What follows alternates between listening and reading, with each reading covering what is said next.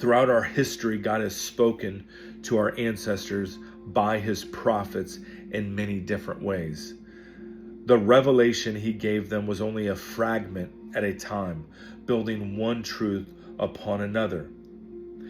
And that's how God speaks, in almost puzzles, little by little by little by little. I told the kids the other week, we were driving by this apartment complex that had just been built, and I'm like, guys, how long do you think that took? You think that was just built in one day? And they're like, no. And I begin to talk about the project managers and the vision and bringing different people in to do different projects, and those that are laying concrete and those that are laying foundation, and really begin to talk to my 8 and 10-year-old about the spiritual house.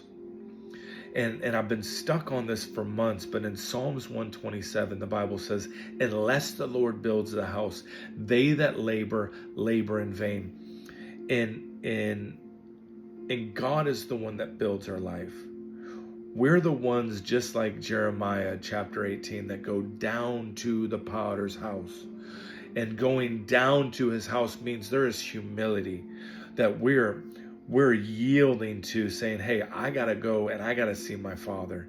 And when the prophet looked in and saw that the Father was making something on his wheel, it's just a beautiful picture of our life and how he puts us on his wheel, and he forms and fashions our life. He brings situations, he allows circumstances to happen to what? To reveal to us what's really on the inside. When you are squeezed, what comes out is who you truly are.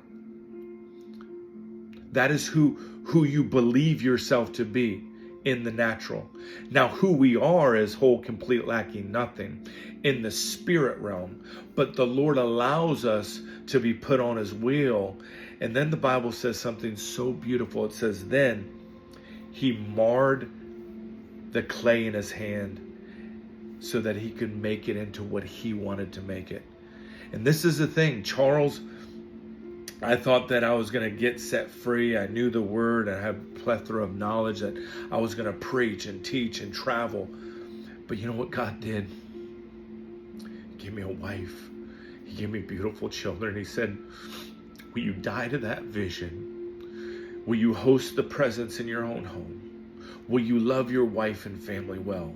Will you go into marketplace, into your job, and will you bring the residue of the kingdom of heaven into the workplace?